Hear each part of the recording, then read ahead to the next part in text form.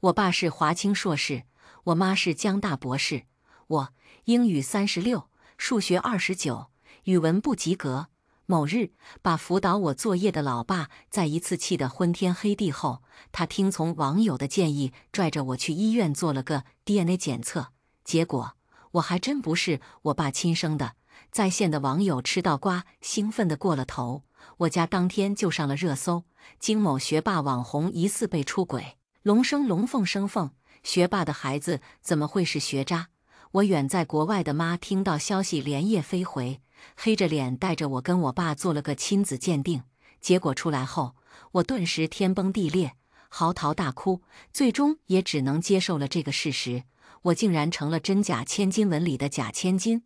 我爸是华清硕士，我妈是江大博士，我爷奶外公外婆也是当年的第一代大学生，如今外公外婆更是桃李满天下的教师，基因在这摆着。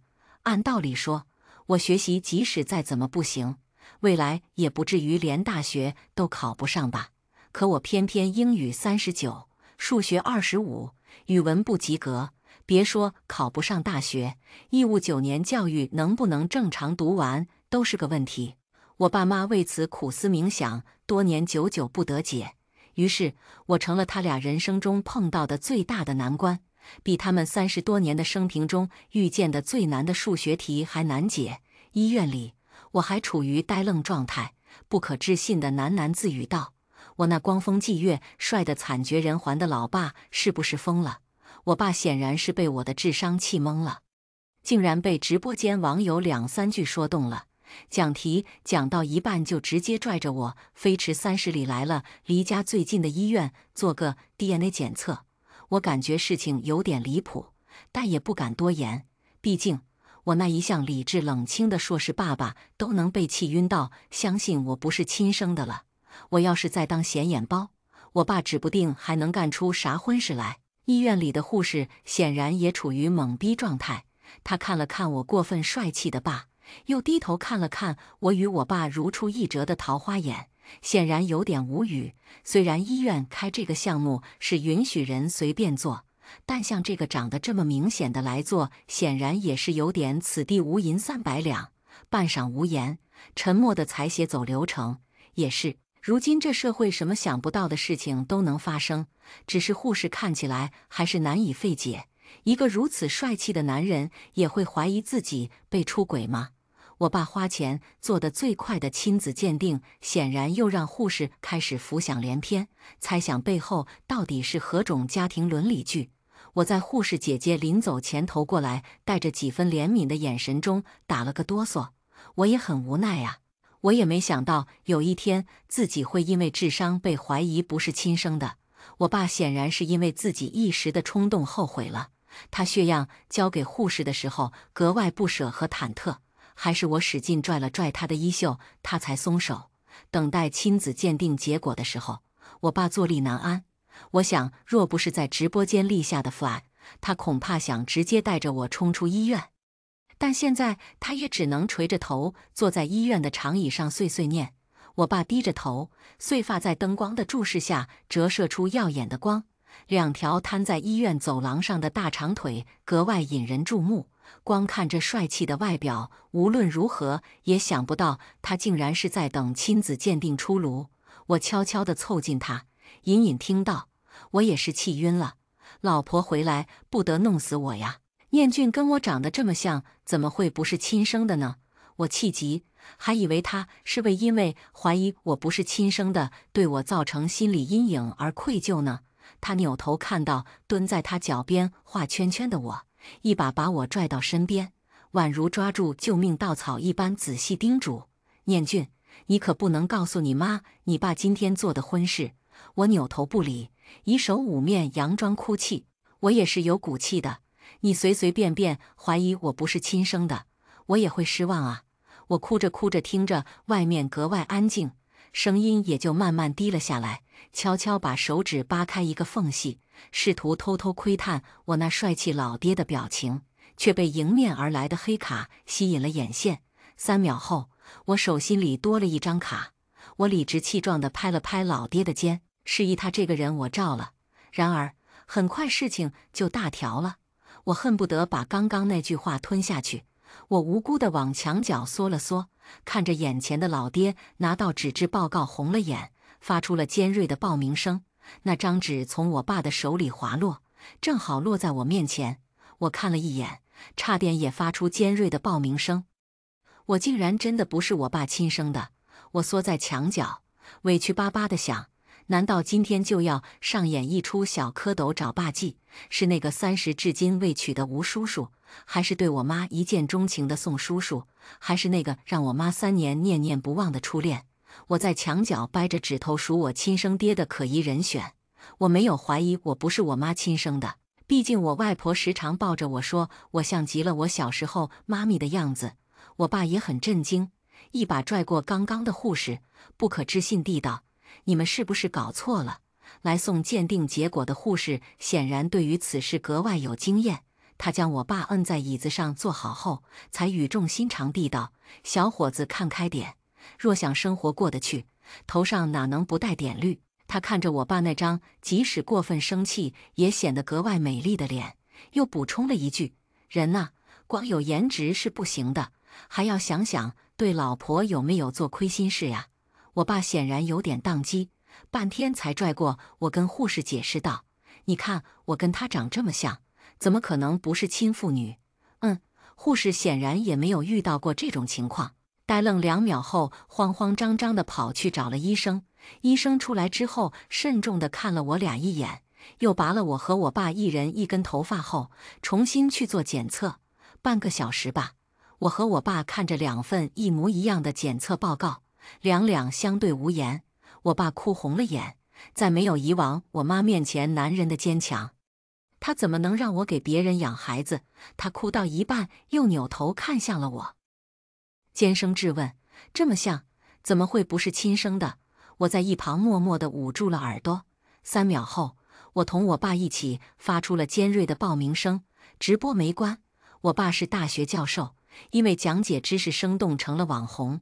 可自从我因找他给我讲题误入直播间，他讲了半个小时我都没有明白后，网友们都兴奋了。毕竟如今因为辅导孩子作业而求生不得、求死不能的家长不在少数。家长们发现，就连名牌大学的教授也逃不过辅导孩子的痛苦，自然兴奋了。为此，井号桃李满天下，自家解苦瓜井号词条还上了热搜。事后应直播间网友要求，我爸也经常带着我直播。今天就是因为直播过程中，我爸实在气得没边，加上直播间一句调侃：“主播要不去查查 DNA 吧，没准真不是亲生的。”被紧急拽来医院做个检查，本来是荒唐之举，大家也知道是在开玩笑。毕竟我跟我爸那一双格外相似的桃花眼，还是很能证明血缘关系的。孰料我真的不是我爸亲生的。1个小时后，我爷奶、外公外婆全都被一个电话呼到了我家。我爸跟我坐在一起，接受一众人的围观。我奶奶扶了扶她的老花镜，仔仔细细在我俩脸上对比。首先就看了我俩如出一辙的桃花眼，没做错吧？这眼确实是咱家祖传的呀。我爷爷冷哼一声，指着我爸鼻子骂：“就算乳乳再蠢，你也不能说他不是你亲生的呀。”我外公外婆怀里揽着我，扭头对我爸发出了暴击：“你多大了，跟个孩子计较？看你如今怎么收场！”办了，又不放心的扭头道：“真不是恶作剧。”我爸红着眼抬起了头，我爷奶、外公外婆都缄默了。没道理呀！我爷奶、外公外婆将我喊过去端详，这眼是像了陈炫没错呀，这脸型跟我家美提确实蛮像的呀。突然外公外婆像是想起什么来着，脸一下子绿了。我爸恰好委屈出声，他那个前男友也是桃花眼。外公外婆沉默了。外公拍了拍我爸的肩，美提做不出来这种事，等他回来再做一次检测吧。半夜，我被我妈从床上拽了起来，她穿着风衣，行色匆匆。你爸呢？我摇摇头，努力睁开睡眼惺忪的眼。我妈拍了拍我的头，轻声道：“睡吧。”我翻过身，埋在被子里的眼睛却悄悄红了。我也没想到，我真不是我爸亲生的呀。虽然我确实很蠢，但是也不能真的因为我蠢就怀疑我不是亲生的吧？我爸是被我妈从酒店捡尸回来的，他喝得烂醉如泥，一看见我妈就红了眼。他冲上前，一把拽住我妈的白衣领，声音中满含委屈的质问：“是谁？是不是你那1.85米的前男友？我就知道你忘不了他。你这样做对得起我吗？你让我给你养孩子也没问题呀，可你得告诉我呀，你是不是想着等某一天就踹了我跟念俊的爸爸重新好？念俊，我他妈就是一个傻子。”我妈冷着脸给了我爸一个大逼斗子，冷静了没有？转身拔了我一根头发，我爸一根头发，连着他自己的一根头发递给了旁边看得起劲的秘书。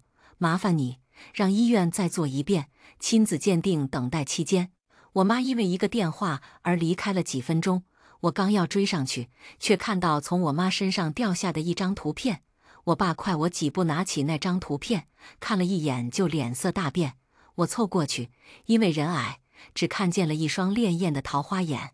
我恍惚了几秒，因为那双眼睛我很熟悉，我几乎是每天都会看到。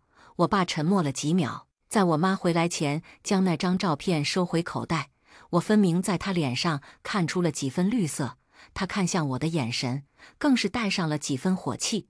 可他面对我妈时，又佯装出一副无事发生的样子。我小样，还有2副面孔。半个小时后，我爸喜笑颜开。我坐在地上嚎啕大哭。破案了！我不是我妈找小三出生的，我不是我爸妈亲生的。我的眼泪以迅雷不及掩耳之势盈满了眼眶。我没想到，这场悲剧最终受伤最重的人是我。我不是亲生的。大哭。我爹拿着那张纸笑开了花，他仔细折了折后贴身放进了衣服里。毕竟，只要我妈心里没其他人就好。他随即开了直播，向网友炫耀这个事实。网友纷纷表示没眼看，这一家子都是脑残啊，这不妥妥的恋爱脑。不是，你们不想知道孩子为什么不是亲生的吗？不是，我心粉，但是不应该赶紧找亲生孩子吗？孩子，你孩子丢了，真假千金照进现实。关于我关注的博主发现他孩子不是亲生，还在炫耀他老婆没出轨这件事。不是，你们不觉得妈妈很帅吗？尤其是那一巴掌星星眼，难怪爸爸恋爱脑。楼上的能不能长点心？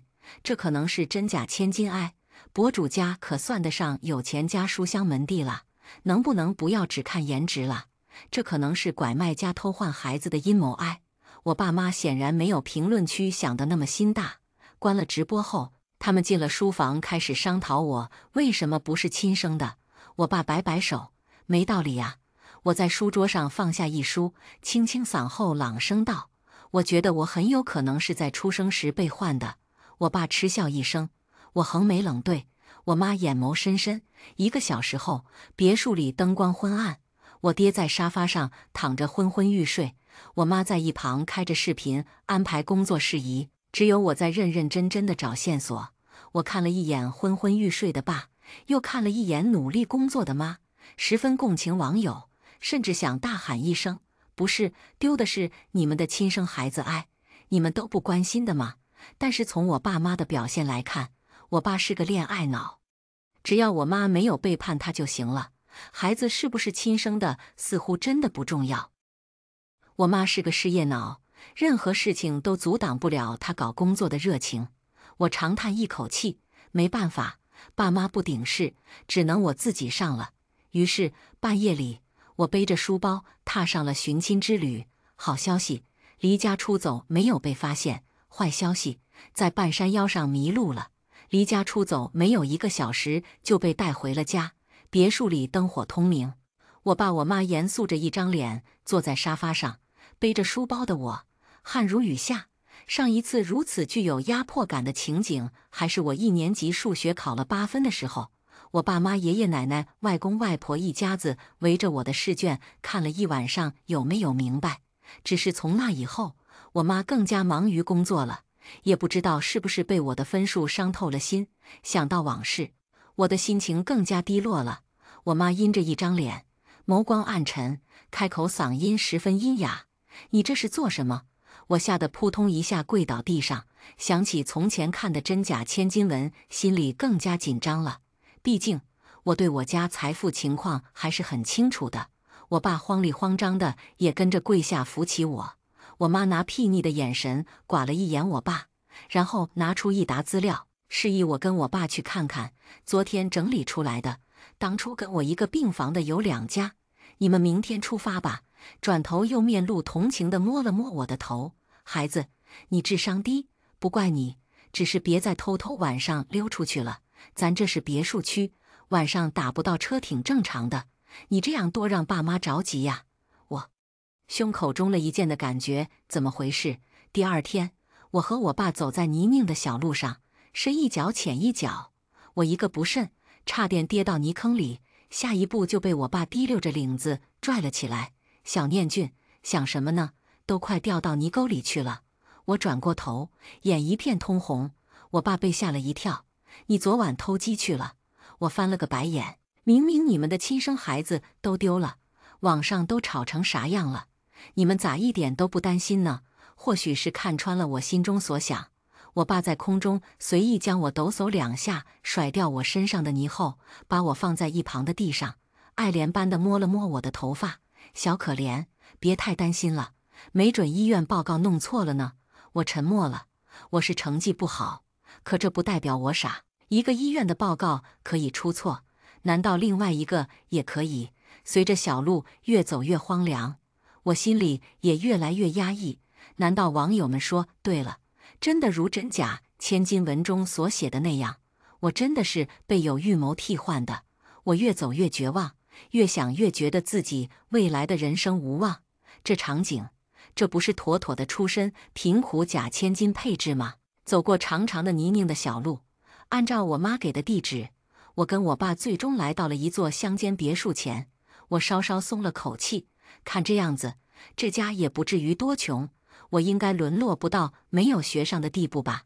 虽然我成绩不好，但也没想过不读呀。响了门铃。我看了看眼前染着黄毛的低我爸一头的看不清脸的壮硕男子，只觉得人生无望。这就是我以后的家人吗？看着年纪也不大的样子，就是挺壮的，感觉一拳能打死我一个的样子。我拽着我爸裤子的手紧了又紧，只觉得自己心跳得飞快。我爸看了我一眼，默默地把自己的裤子提得更用力了，裤腰也系紧了一些。我沉浸在自己的世界里，没有看到我爸的小动作。铁门前犹豫再三，我看着眼前的黄毛男子，试探着开口：“爸。”黄毛男子被吓得跳了起来，连连退后了好几步，发出了鸭叫一般的声音：“小孩说什么呢？我可不是你爸，我如今这么貌美如花的年纪，可生不出你这么大的娃。你们找谁咋还随便认爸呢？我可没钱。”我爸也睁大了眼，眼里多了些不可置信。他的手试探着伸过来摸我额头：“念俊，你干啥呢？咋还能随便认爸呢？”客厅里，我通红着脸，为自己刚刚的鲁莽感到羞愧。黄毛男子听了我们的来意，眼睛都亮了。我就说我妹肯定不是亲生的。他转头冲着楼上狂吼：“爸妈，有人送孩子来了，快下来！”我就说，凭咱家的基因，肯定生不出像我妹那样聪明的人。转头又双眼亮晶晶地盯着我，我慎重地同他对视一眼，确认过眼神，是同为学渣的人。还有就是，原来不是黄毛爸，是黄毛哥呀！黄毛哥话音刚落，楼上传来一阵噼里啪啦的响声，轻重不一的脚步声匆匆而至。死孩子，你说什么呢？话音未落，有一妇人直放大版的长柄勺疏忽而至，给了黄毛哥重重一锤。妇人身穿睡衣，发丝飞舞，姣好的脸上满是怒色。黄毛哥捂着头，话语中满是委屈：“妈，你干啥？”我结结巴巴地跟着道：“妈。”女子身后跟着的肌肉男子脸绿了，我爸脸黑了。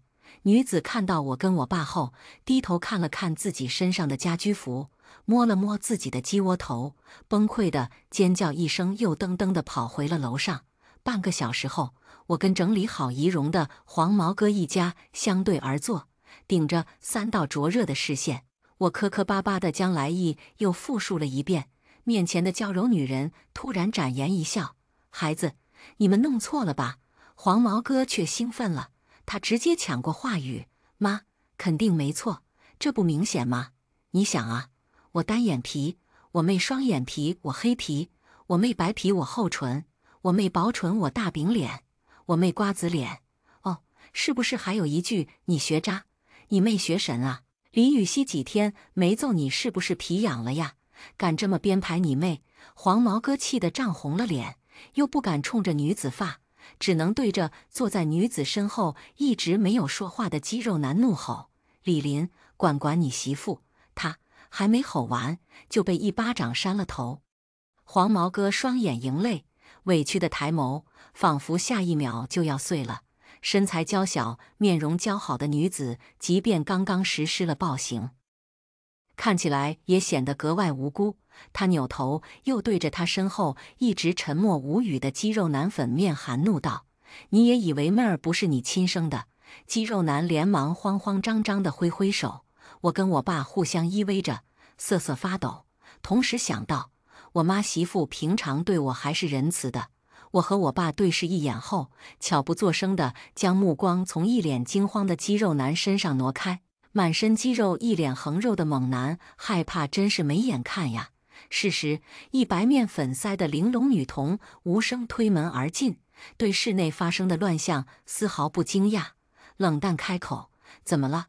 放下书包后，又一脸淡定地走到我跟我爸面前，轻声询问道：“你们是我的亲生父亲和姊妹吗？”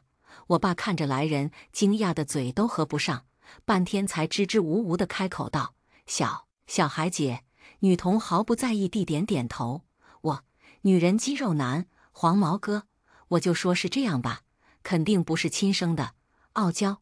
看到这荒唐一幕后，女子明显怒了：“李雨熙，李金书，你们2个在搞什么？”3秒后，女童规规矩矩地坐在小板凳上，老老实实地面对3方会审。女人淡淡地开口：“小孩姐。”我爸开口解释，就是如今互联网上对非常厉害的小孩的一个敬称。他在网上开直播教学，你们不知道吗？女子若有似无地点点头，思维发散地想到：我应该知道吗？趁这一会，小孩姐已经对我和我爸发起了一连串的质问。你从事什么行业？对未来发展有没有什么规划？既然说我是你们亲生的，那是不是要去做个亲子鉴定啊？还有你，既然是我妹妹，虽然你长得一副不怎么聪明的样子，但是看在跟我有血缘关系的份上，就原谅你吧。不过，我也要看一看你们的智商，不符合我的预期，即便我是亲生的，也不会认你们的。我跟我爸，他又转向了一旁看热闹的黄毛哥，一顿输出：哥，虽然我不是你亲妹，但是放心，我不会放弃你的。我走了之后，留给你的卷子记得做呀。算了，要不还是把你带在身边实时检测吧。黄毛哥涨红了脸，深深低下了他高贵的头颅。原来成绩竟是高大男儿也不可轻易承受的痛苦。够了！女人拍桌而起，脸黑了。原本有些喧闹的客厅，此刻落针可闻。女子揉着额角，显然被气得不轻。肌肉男的手试探着摸向女子的额头，却被清脆的一巴掌打下。李雨熙，李金书，我真是给你们脸了不是？还有李林，这就是你养的好孩子，一个智商低到能够不认亲妹，一个倒是智商高到能够不认亲爹妈。女人气急，穿着鞋噔噔地跑回了楼上。我和我爸尴尬地坐在原地，犹豫着要不要先走时，女子风风火火地从楼下跑下来，啪的一声将一张照片放到了桌子上。你们好好看看。我跟我爸盯着桌上女人拿出的照片，面目呆滞，目光迟疑地从照片挪动到小孩姐脸上。小孩姐同照片上的女人有7分相似，照片上的女人同面前的女人也有3分相似。女子有气无力地回答道：“你们也看见了，这个样子，李金书不可能是你们要找的亲生孩子。他长得跟我和他爹不像的原因是像了他姥姥，他姥姥走得早。他们都没有见过。他生下来的时候，我们身边都没离人，不可能出现互换孩子的现象。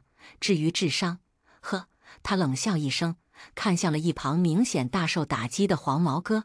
他老李家智商不行，还能赖我老王家太聪明不行？我星星眼，好帅！小孩姐又兴奋起来，摩拳擦掌。既然我是亲生的，那我就更不需要留情了。爸妈，今晚来我房间一趟，我要附赠你们一本父母10年规划大全，就从明天开始吧。娇柔女人和肌肉男首先一愣，浑身汗毛直立，表情僵硬。我看向一直低着头的黄毛哥，轻轻拍了拍他的肩，无声询问。黄毛哥接收到我的目光后，凑到我身边，做贼般的小声道：“我妹是个卷王，你能看出来吧？”我点点头。黄毛哥瞬间低落下来，仿佛下一秒就要哭出声来。他自己卷就算了，他还要卷我爸妈，还有我。我们家之前也就小康，现在都被他卷成全村首富了，在城里都买房买车了。可就这样，他还不满意。他的10年计划要将我爸跟我妈卷成高尖端人才，让他们先考研究生再读博。我面露同情，黄毛哥表情更加悲伤了。还有我本来打算读完高中随便考个大学混日子的，他要我考军校，说我不考军校白浪费我这一身的肉。可我只想在家啃老混吃等死啊！我爸顿时瞠目结舌，看向我的眼神里带了3分震惊，3分庆幸，还有4分看不出来的情绪。或许在庆幸我是个摆烂的躺平小孩，没有卷到父母都难以承受的程度吧。娇柔女人也是见过大场面的人，很快就冷静了下来，冷声道：“好啊，不过你们今晚就先接受一下来自父母的爱吧。今天我一定要教训教训这2个小崽子。你们2位慢走，不送了。我们要先处理一下家事。”娇柔女人将我和我爸送出门的时候，脸上还是笑盈盈的。如果忽略掉她身后肌肉男一手提着一个小孩，仿佛下一刻就要开打的场景的话，还蛮赏心悦目的。走出黄毛哥家的大门，看着眼前的来路，我神情低落，心头满是疑问与不解。我到底是谁的孩子？我又抬头看向身侧的我爸，白衬衫和黑裤子，咖色西装，跟平时一样的穿着，越看越觉得不对劲。我停下脚步，仰着头质问：“你跟我妈是不是知道些什么？”我爸低着头看过来，俯下身轻轻拍了拍我的头：“走，回家吧，还有一家没去呢。明天再去吧。”我怒目而视，我爸轻笑一声，看向自己的手，满眼懊悔：“是呀，原本就不聪明，再拍就更傻了。我伤心了。哦，你跟我妈不会是看我智商不行，就想着废了我这个大号吧？”我爸蹲下来，看着我满眼认真：“你永远是我们的孩子，一辈子不会变。”我爸伸出3指，对天发誓：“我保证。”我破涕为笑：“你幼不幼稚？我3岁就不信这些了。”见我破涕而笑，我爸脸上也轻松了2分。日暮西山，长长的乡间小路上，2个相伴而行的身影越来越小，直至彻底消失。第3天，天一亮，我跟我爸就马不停蹄地走访了另一家。很遗憾，这家只有一个与我同龄的男孩。看着那个满身泥泞桀骜不驯的男童和自己被丢了一身的泥石，我爸满脸崩溃。我在一旁偷笑，该有人治治他的洁癖了。我们没进这家人的门就被赶了出来，人家认为我们是风言风语。我仰头看向我爸，面露同情：“我会不会只是不是您亲生的？实在不好意思，你可以告诉我，也免于我们这样一家家的跑。”我爸脸黑了，我却看到了他眼里一闪而过的伤痛。他在为谁伤痛？第4天，我坐上了回家的车，尽管没有找到我的亲生父母，我的心情也不如一开始那样紧张了。从我爸妈的反应来看，我应该不是网文中写的真假千金中的假千金，这样就好。不然，我真不知道该如何面对我爸妈、外婆、外公和爷爷奶奶。我怕因为自己让他们亲生的孩子受了10来年的苦。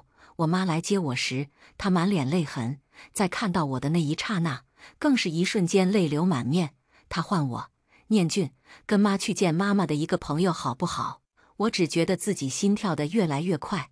我终于见到了那个人，他躺在病床上，身躯枯瘦得厉害，浑身上下插满了管子，裸露在外的皮肤没有一处是完好的，就连脸上也是整片整片的烫伤，看不清面容。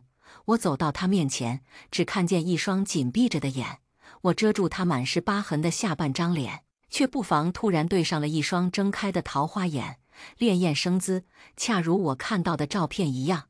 床上的人费力地想要冲我露出一个笑，却终究不得章法，四目相对，两两无言，一时只剩下机器滴答滴答的声音。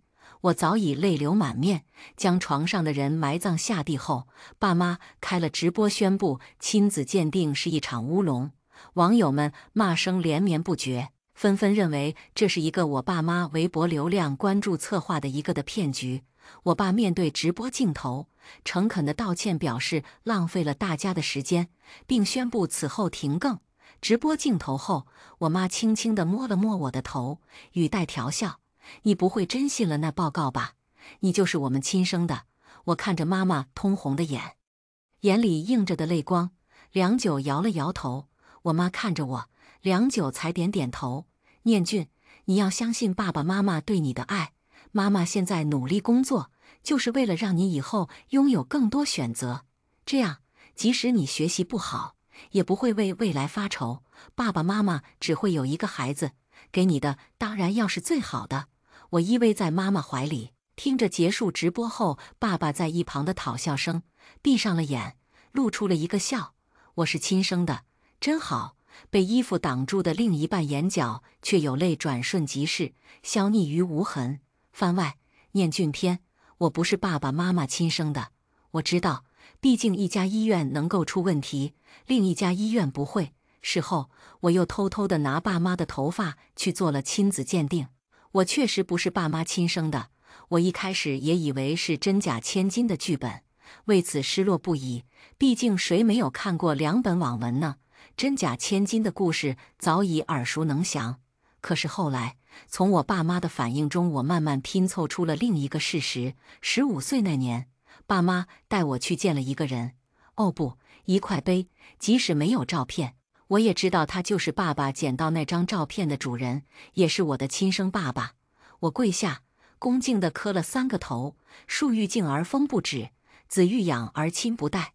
此生虽不能有机会一尽父女亲情，愿来世得偿所愿。”番外，念俊的养父提出带念俊去做个亲子鉴定，不过是一时兴起，看到报告那时却又后悔了。无他，念俊从出生到如今一直没有假手于人，这张报告对我而言，无异于是美提出轨的最佳见证。真正得知念俊的身世，是在他与美提的亲子鉴定之后。美提将我叫入书房，把一切都告诉了我。他泣不成声，我也满心复杂。念俊的身世比我想象的还要复杂，我为自己思想的龌龊感到愧疚。他是英雄的子女，却因为我的一念之差，深陷网上的各种猜测。从此我看着他，止于疼惜与痛心，甚至痛恨自己为何要一念起去做这个亲子鉴定，又该如何收场。唯独让我心生一点安慰的是，美提告诉我，念俊卧底计划临近收网。此时将念俊暴露在大庭广众之下，对他而言也不失为一种最好的保护。念俊也马上能够见到他的亲生父亲。番外，念俊的养父母一心向学科严加清冷姐姐 M 年下奶狗弟弟。见到陈寻的第一面是父母安排的相亲宴。我本无意于成亲，只是陈寻追得过于热烈，也过于真诚，我答应了他。念俊的收养是一场只有我知道的意外。念俊的爸爸昔年是负责保卫我们科研人员的指挥兵，我们本科有幸就读于同一所大学，于是我叫他师兄。彼时我身怀有孕，念俊的妈妈也身怀有孕，师兄隐姓埋名做了一名卧底警察，托我照顾念俊妈妈。后来，一场突如其来的车祸让我失去了孩子，失去了生育能力。念俊的妈妈也难产而亡，只留下了如同猫般瘦弱的念俊。恰逢有消息传来，师兄求我收养念俊，于是我收养了他，并瞒下了父母和陈寻。如果顺利，这个秘密会在师兄回来时被拆穿；如果师兄不幸，这会是我一辈子的秘密。后来，一纸鉴定书打破了我的幻想，又有师兄的卧底消息传来，计划即将收网。我想，若是师兄能顺利归来，我也该把事实如实告知他与念俊了。于是，在陈寻的亲子鉴定后，我跟念俊一起做了个亲子鉴定，把事实也告诉了陈寻。于陈寻，我有愧，可我没想到，我的师兄就这样牺牲在了那场活动中。明明前面就是曙光，明明再有几日，他就能光明正大地出现在念俊面前，父子团聚。可一切都幻灭了，我一时痛不欲生。为念俊，也为师兄，计划虽然收网，仍有部分恶人残存于世。念俊，他的身世越少人知道越好。一念起，我想告诉关于念俊他父母的一切，却败于念俊清澈的眼神。我真的要把一切告诉一个才满10岁的孩子吗？在目前，我告诉师兄，再等等。15岁，我把他带到了师兄墓前，看着念俊干脆的动作，我转过了头，拂去了眼角的泪水。念俊，他什么都知道。你的孩子如今长得真的很好，师兄，你看到了吗？番外，念俊的亲生父母卧底警察的战地记者。念俊的妈妈叫赵延俊，延，美好、美丽，俊，美玉。他的名字如同他这个人一样。我和他的相遇是在战场上，不是俗套的一见钟情。他为我挡下了一颗子弹，在战场上的相处更让我真正倾心于这个美丽又坚韧的姑娘。抛下她去做卧底警察，我于她与孩子有愧。后来得知她难产，师妹又刚刚失去孩子，我求师妹收养她，让她得以平安快乐无忧地长大。毕竟卧底警察九死无生，这个孩子的名字是我唯一的私心。接下来我们进入第2个故事。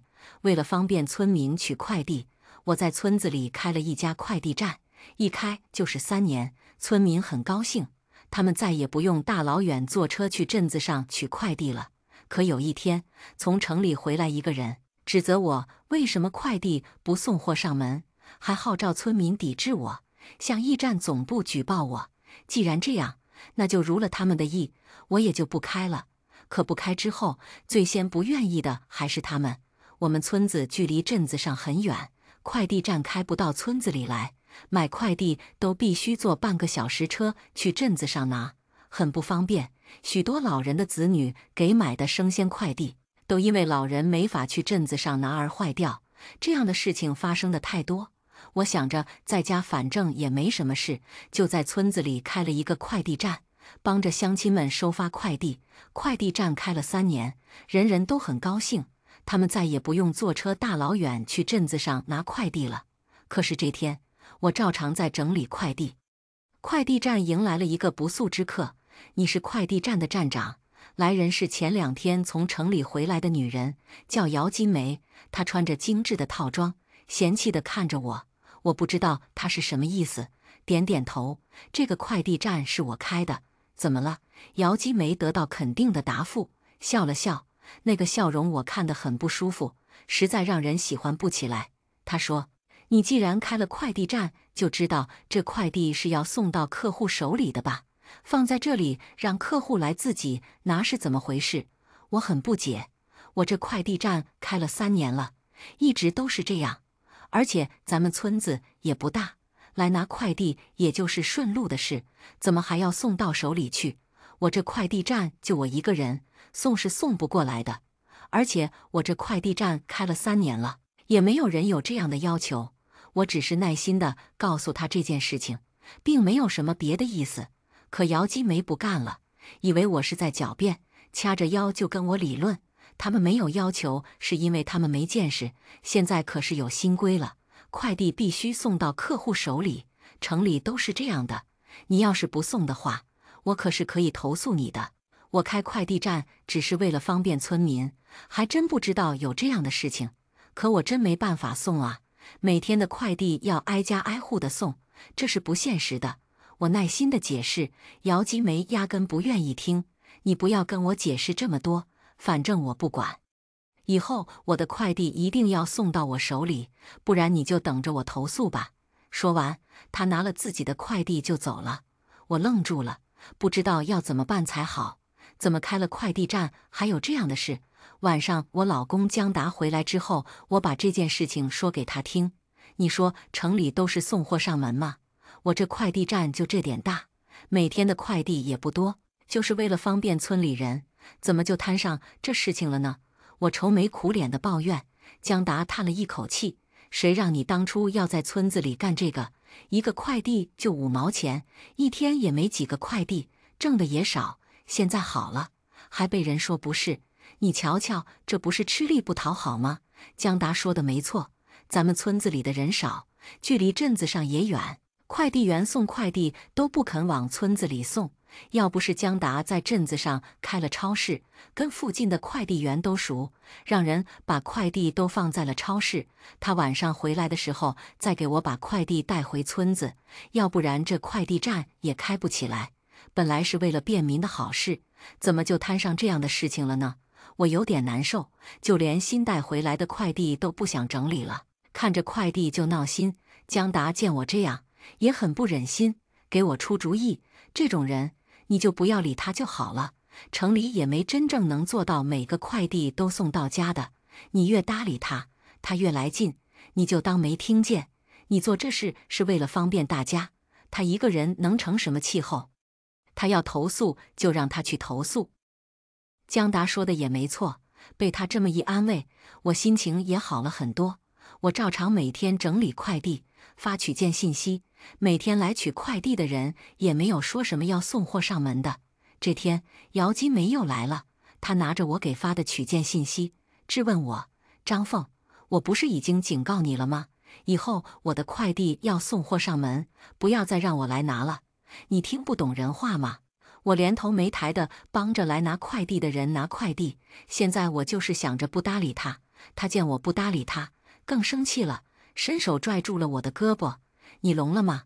你就不怕我真的投诉你，让你这个快递站开不下去吗？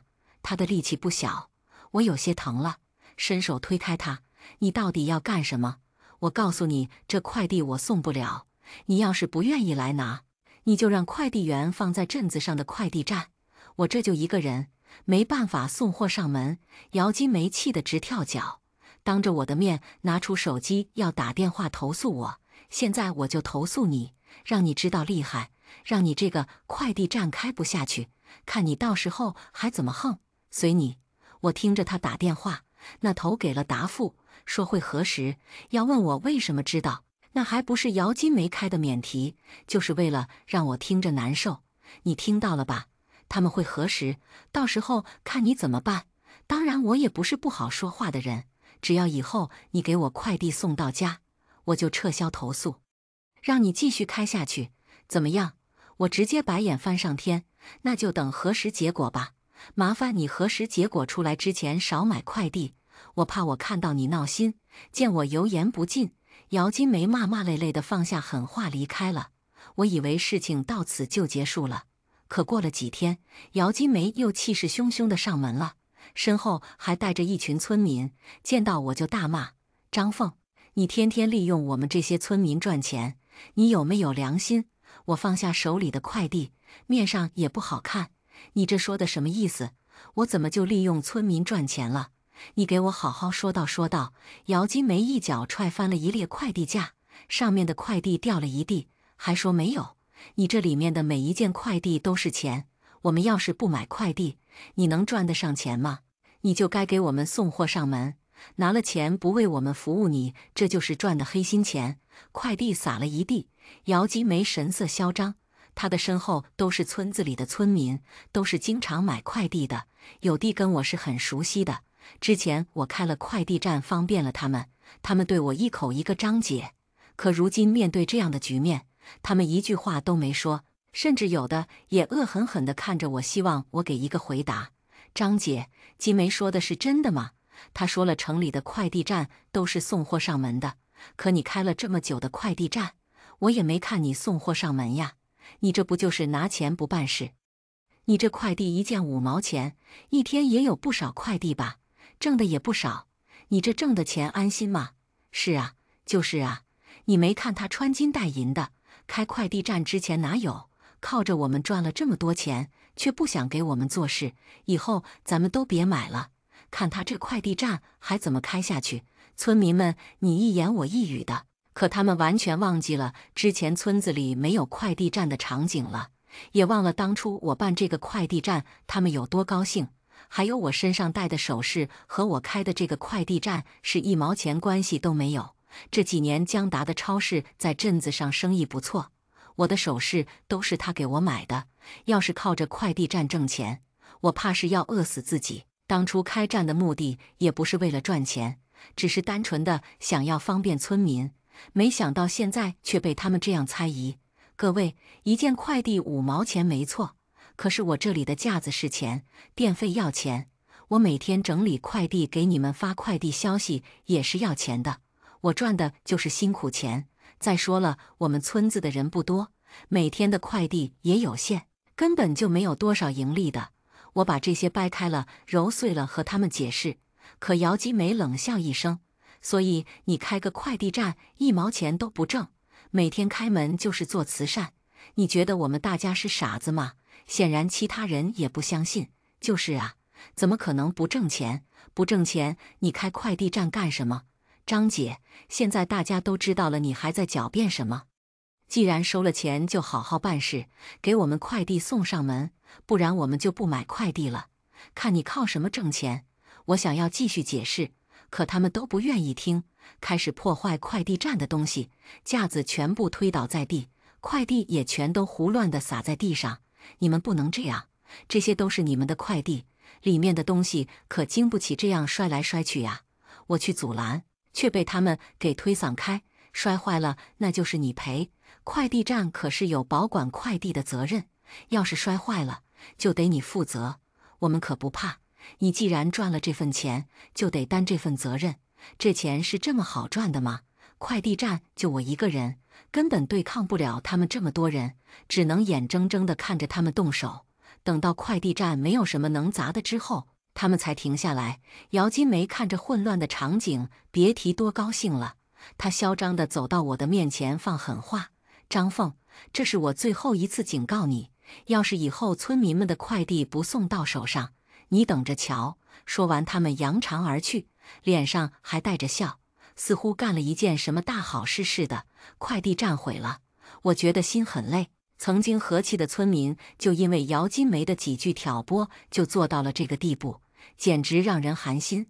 我站起来开始收拾快递，有些快递的快递袋都已经破了，就像是我破烂的心情。从前哪怕再难，江达说家里的超市缺人手，让我关了快递站去帮忙。我不想让村民们失望，拒绝了。3年如一日地守着这个小快递站，没想到现在会变成这样。难过的哭过一场之后，还是收拾了地上的快递，给江达打了一个电话：“张达，今天的快递不要往村子里带了，联系了快递员，该送哪送哪吧。咱家超市生意好，我决定快递站不开了，去帮你照看了。”江达听出了我声音里的疲惫：“行，咱们不开那个小破站了，以后在家什么都不干，老公养着你。”挂断电话，我又打了总站的电话，注销了这个快递站点。随后就骑上电动车，开始一家家的送快递。幸好站里的快递也不多，我把快递送到姚金梅手上的时候，她别提多高兴了，觉得去闹了一场是有用的，甚至对我阴阳怪气：“张姐呀，早点这样做不就好了吗？还非得让我们去一趟，还伤了和气不是？”我面无表情地把快递送到他的手里，扭头就走。神气什么？以后我的快递都要送到我手里，不然你就等着我投诉吧！你那小破站可经不起几次折腾的。姚金梅在我身后喊叫，我也不搭理，默默地顶着那些看我笑话的眼神，把所有的快递都送完了。反正这也是最后一次了，以后也不会有了。晚上江达回来，我跟他说了白天发生的事情，江达很气愤，要去找他们算账。我拦下了他：“算了，以后咱们不开了，也找不到我们了。我让他把快递站的招牌给拿了下来。以后村子里没有快递站了，恢复成原来的样子了。他们想怎么就怎么吧，反正跟我没关系了。一开始几天，村子里还都沾沾自喜，以后再也不用去快递站拿快递了，快递送货上门了。可渐渐的，有人察觉到不对劲了，快递短信上的取件地点变了，不再是村子上的快递站了，而是变成了镇子上。他们觉得肯定是我发信息发错了，或者是我故意的，因为不想送货上门，故意报复他们。于是又一次来到了快递站，想要讨个说法。可此时快递站大门紧闭，门上的招牌也没有了，只有一张我贴的温馨提示：即日起快递站关闭，请各位知晓。怎么回事啊？快递站怎么关了呀？难不成以后的快递都要到镇子上去拿呀？这也太远了吧！妈的，不会是张凤那个贱人故意的吧？我们去找他去。好，怎么能说关就关呢？难不成就因为我们让他送货上门，一点良心都没有？我们养活了他，让他赚钱，他就这样不开了？等我从镇上超市回到家的时候，家门口已经等了很多人了。他们有的手里还拿着最新收到的取件短信，拉着我质问：张凤，这是什么情况？快递站怎么说不开就不开了？我的快递可是我买的海鲜，要是今天拿不到，明天就得臭掉。这个责任你担得起吗？江达在我旁边护着我，伸手把那人挡开了。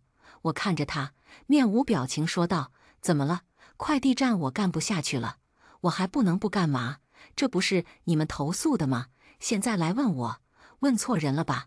我之前一直觉得做人要与人为善，后来我才发现，在利益面前，什么都不是。他们为了要我送货上门，去投诉我，认为我靠着他们赚了钱，心里不平衡。现在自己的利益受损，又跑来质问我，真是不要脸！放屁！我不管，这快递站你开了3年，怎么说不干就不干，必须给我再开。我的海鲜你也得负责。我根本懒得搭理他，转头看到了姚金梅，她脸上挂着幸灾乐祸。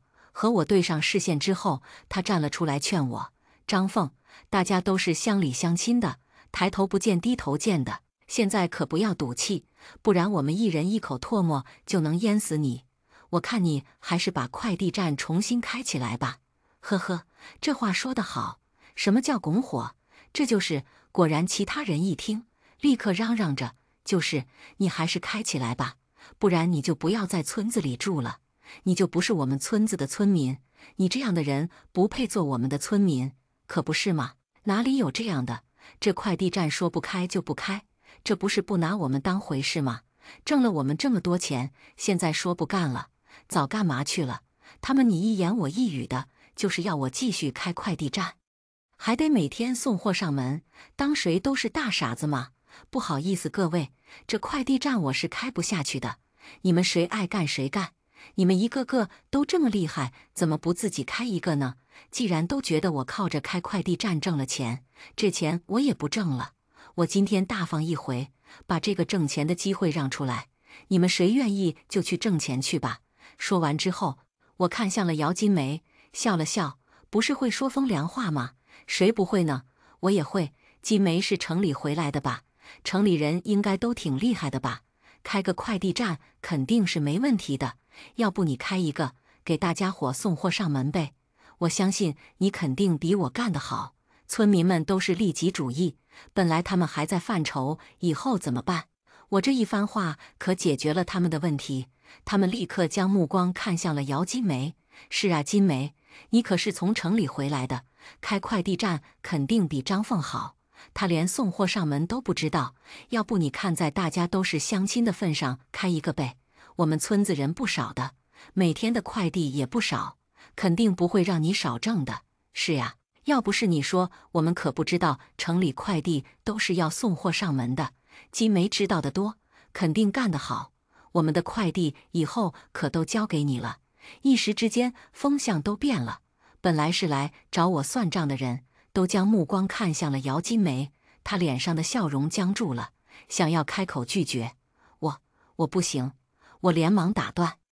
你不行谁行？你肯定行，以后咱们村子的快递站都交给你。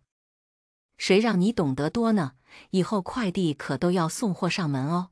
说完，我就拉着江达退出了人群。姚金梅被村民们围住，经不住他们你一言我一语的奉承，她大嘴一张，同意了开快递站。行吧，你们就放心吧，你们的快递就交给我，我一定不辜负你们的信任。姚金梅都发话了，村民们可算是消停了，陆续人走完了，只剩下了姚金梅。她阴阳怪气地看了我一眼，你放心，我一定比你做得好。我相信你。这快递站开起来可不是这么容易的，村子距离镇子上远，快递员根本就不愿意跑这么远派件。若不是江达这些年一直帮我从镇子上带快递，我这快递站根本就开不起来。我倒要看看姚金梅这快递站能开到什么地步。姚金梅的动作很快，没2天就已经做好了快递站的门头，买了货架，在自己家开了一个快递站，还放了鞭炮，买了花，村民们都跑去喝彩，一个个笑得嘴都合不拢。经过我家门口的时候，都会阴阳怪气地说上一句：呵呵，还是金梅厉害，把这快递站开起来了。某人还以为这村子离了他以后，怕是开不起来快递站了吧？可不是，一个小破站，门头都比别人小，哪里像金梅，那门头大得很，显眼得很，老远就能看到。而且金梅说了，以后的快递都送货上门，可比某人好多了。几乎只要有人从我家门口经过，都要说上这么1、2句，似乎以为这样就能让我不高兴。我就笑笑不说话。好戏在后头，快递站开了一整天，压根没看到一个快递往村子里送。有快递的人还是照常收到了镇子上的快递短信。不出2天，姚金梅家门口围上了人，这是怎么回事呀？怎么快递站都开了，这快递还要去镇子上取呀？金梅，你给个说法，这什么情况啊？大家可都很信任你，这情况能解决吗？姚金梅也很慌，她哪里会开什么快递站，就是打了电话给快递站总部问的。明明客服说了，只要注册了站点之后，快递员就会把快递送到这里来的，怎么不一样呢？门前的人越积越多，姚金梅只好陪着笑脸说好话：大家先别急，先等一等，我这快递站刚开，快递员还不知道我开了，等他们知道之后，就会把快递放在我这里了。大家放心。姚金梅说的信誓旦旦，村民们都选择相信。只有我知道，就算是等到天荒地老，这里也不会有人送快递来的。这里这么远，快递员又不是傻子，怎么可能跑这么远来送几件快递？真当在村子里开快递站是简单的吗？关了快递站之后，我就和江达一起照看家里的超市。超市的生意不错，重活江达也不让我干，我只需要帮着收钱、上货，一天就过去了。之前一直弯腰整理快递、扫码，我的腰病都出来了。我这么努力，钱没有挣到，还惹得一身腥，实在不知道之前我在坚持什么，好日子也不知道过。可我还没过几天好日子，姚金梅就找上了我，手里还提着烟酒，脸上挂着笑，见到我热情地攀上了我的胳膊：张姐，你回来了，最近做什么呢？怎么一天天不在家？黄鼠狼拜年，没安好心。我抽走了他手里的胳膊，没好气道：有什么事吗？累了一天，我想休息。面对我这个态度，他居然也没有生气，想把手里的烟酒塞给我，可我哪里敢要，连忙拒绝：别，我们也不熟，你这是做什么？姚金梅继续笑，脸上的褶子清晰可见，犹豫了半天，说明了来意：嗨，还不是快递站的事情吗？我这快递站注册了，什么设备都弄好了，可就是没有快递员派件过来呀。我打了电话问了，人家说这里太远，都不愿意来。你说这可怎么办？我这不就求助到你这里来了吗？原来是这么回事，那你可就来错了。我又不送快递，没法帮你，你还是去找别人吧。说完，我就想走，可姚金梅拉着我死活不让我走。姐，我真是没办法了。我都问过了，之前你开快递站的时候，都是你让快递员放在你家超市，然后再让江哥带回来的。你看你能不能让江哥再和之前一样，每天把快递送到我这里？我一件快递给你们1毛钱怎么样？有钱大家一起赚行不行？真是不知道他是怎么能开得了这个口的。在村子里开快递站，不就是因为这一点困难？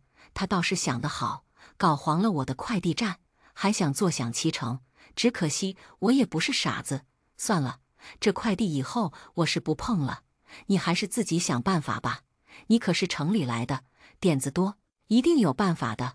我还是守着自己的超市吧。我说的是实话。可姚金梅就觉得我是在刺她，脸色一下就不好看了，语气也变了。至于吗？我不就是之前说了你2句，现在还记着呢？真是小气，我还就不信了。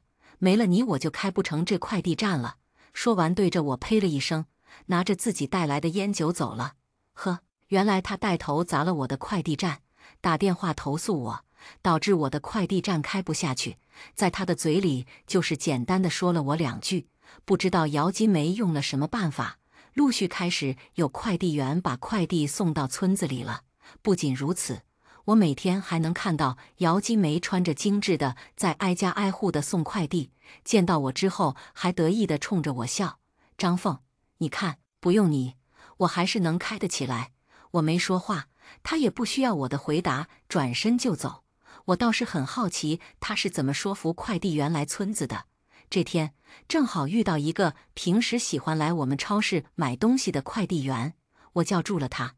小刘，你之前不是说快递不送进村子吗？怎么现在送了？小刘神秘一笑，招招手让我过去。姐，这也是没办法的事，这家驿站老板给我额外提成，一件快递给我5毛钱呢。你说有这好事我肯定干呢，谁也不嫌钱多呀。我的妈呀，原来是这样。可本来快递站收一件快递就5毛钱，这再给快递员5毛，哪里还有赚头？这可真就是纯做慈善了。乖乖，姚金梅可真是厉害呀。想到之前她嘚瑟的样子，我也就不生气了。用钱买来的嘚瑟，就让她嘚瑟几天吧。我看他能嘚瑟到什么时候？姚金梅确实是嘚瑟了好一阵子。村民们现在每天坐在家里就可以收快递，开心的不得了。看见姚金梅都很和气的打招呼，完全看不出之前的戾气。可时间一长，村子的快递站可以送货上门的事情传了出去，导致隔壁村子的也开始填写我们这的地址，也要求快递站送货上门。姚金梅一开始还无所谓，1、2件的，她咬咬牙也就送了。可后来越来越多的外村快递开始出现，每一件都有人打电话说要送货上门，不然就要投诉，就是厚此薄彼。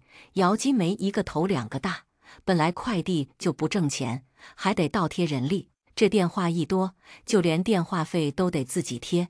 一开始就只有本村的快递，他还能悠哉悠哉的干。现在快递一多，就有些力不从心了，他也就只能装傻了。电话线一拔，什么也听不见，什么也看不见，发了取件码拉倒。就连本村的快递，他也是能敷衍就敷衍，3天2头的装病，能来拿就来拿，不能来的就等他病好了再送。时间短还好，大家都没说什么。时间一长，谁也不是傻子，就开始有了怨言。这天，有个外村人来拿快递，气势汹汹地找到被拔掉的电话线，对着姚金梅大骂：“你们快递站不是可以送货上门吗？怎么我的不送，电话还打不通？这是故意拔掉的是吧？你可真牛啊！这快递站你还想不想干了？”姚金梅吓得躲在了墙角，一句话也说不出来，一点也没有之前在我面前的嚣张样子。这一次，就连村子里的人都没有站在他这边，还跟着一起指责他。是啊，我们也不送货上门了，平时拿个快递态度还差，还得我们自己去翻，实在是不像话，哪里有之前张凤干的时候利索？哎，谁说不是呢？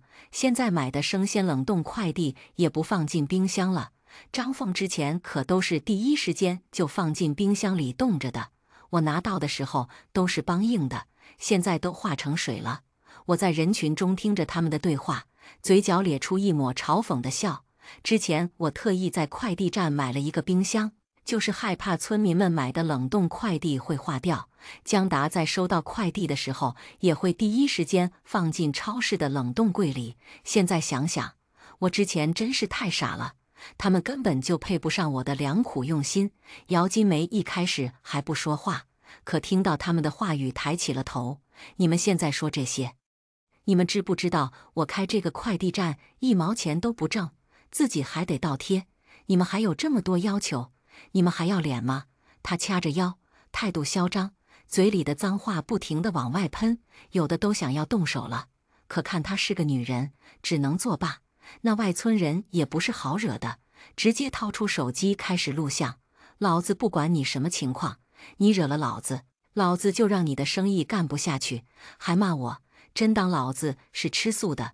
他一边录像，一边观察快递站的情况，把快递站的现状都拍了进去，随后放了狠话就离开了。村民们经过我之前罢工不干的事情，也不敢再得罪姚金梅了，只能自己拿了快递走。开了这个头，姚金梅彻底摆烂了，快递也不整理了，全部堆在地上。有人有快递就来拿，能找到就是运气好，找不到就明天再来。就这样，快递站维持了半个月。半个月之后，外村的那人又来了。这次他不是自己一个人来的，身后还跟着一群穿着驿站制服的人。他们到了姚金梅的快递站，就是一顿乱拍。我一看就知道，这是驿站总部的人下来核实情况的。领导，你看看这快递站像什么样子？还有啊，之前这快递站的站长还骂人，视频我可都给你看了，电话也打不通，这不得狠狠地罚他们呢？那人没有搭话，点点头表示认同，随后打了一个电话，电话挂断，对着姚金梅说明情况。经过核实，你这边现在没有资格再开快递站，并且你抹黑了我们驿站的名声，之前的交的保证金也不会退还。现在通知你，3天之内把快递站的快递清理完，关闭快递站。姚金梅本来还有些懵，这下算是彻底明白了，她的快递站开不下去了。不开快递站对于姚金梅来说倒是一件好事，因为她真的开不下去了。要不是因为面子，她早就不干了。可是保证金退不了，这怎么能行？凭什么不给我保证金？我已经贴了这么多钱了，这保证金必须给我。只可惜已经没人管他了。外村人带着驿站的人得意地离开，原地只剩下呆愣的姚金梅。姚金梅的快递站还是没能开得下去，保证金也没能要回来。当然，快递站的快递也都是村民自己去找的，他们对此是怨声载道。之前有多高兴，现在就有多生气，就连承诺快递员的快递提成也没给全，快递员还去闹了一番。只是姚金梅彻底摆烂，死猪不怕开水烫，就是不给，快递员们只能认栽。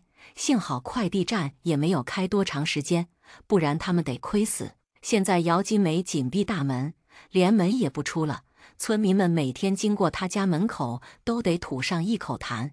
村里的快递站又没了，村民们收发快递也不方便了。他们再次找上了我。此时的我正在超市里，就看见一群人拿着东西上门了，还是之前那群人，此时已经换了一副嘴脸，脸上挂着讨好的笑。张姐，你看你也在村子里开了这些年快递站了，要不你再回来干吧？送货上门的事情咱们也就不提了，之前我们也就是受了姚金梅的挑唆，猪油蒙了心了，你看你就原谅我们吧。是啊，张姐，你快回村子里开快递站吧，我们真的知道错了，要是之前我可能就同意了，可是现在我早就看透了他们的本质，再也不会同情他们了。算了，之前干了3年，腰伤都累出来了，干不了了。你们看看，你们谁有空自己开一个吧。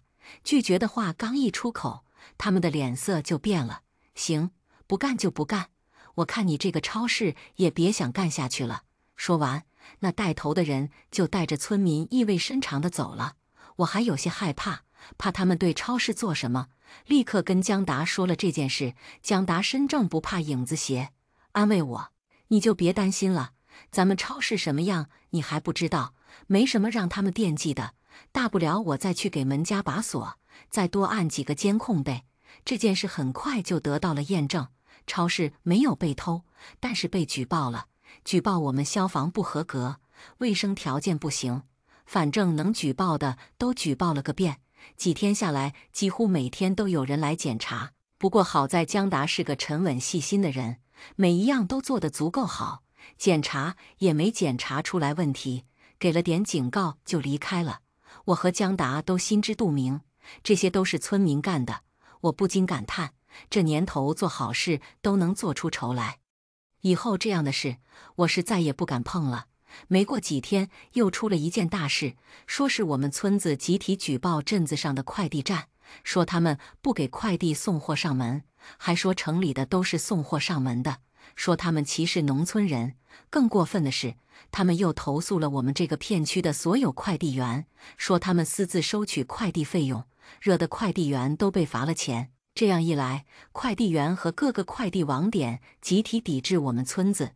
以后只要看到我们村的快递全部不收，发件也不收，他们要是收发快递就要到隔壁镇去。这么一番操作下来，村子里的人才彻底老实了，不敢再有什么动作了。后来我才知道，他们这些奇葩举动全都是姚金梅唆使的。他挑拨村民，只要我的超市黄了，我肯定就会继续回来干快递站。可惜的是没成功。于是他又让投诉镇上的快递站，他更记恨那些收了他钱的快递员，也顺手报了仇。只是没想到，居然是这样的后果，造成了这样难以挽回的结果。他整天被骂，就算是在家，也有人拿石头砸窗户骂。最后实在是在村子里待不下去，收拾东西灰溜溜的回了城里去。他怕是以后也回不来了。他村里的亲戚也因为他的缘故，在村子里抬不起头，背地里不知道骂了他多少回。知道这些的时候，我已经不在村子里住了。超市的效益不错，江达在城里买了房，我们也就搬到城里住了，远离那些碍眼的人和事。超市也开了分店，日子越过越好。今天的故事就分享到这里了。如果您喜欢这个视频，请为我点个赞和订阅。如果您有任何建议，都可以在评论区留言告诉我。希望今天的故事在你心中留下清香。我们下期视频再见。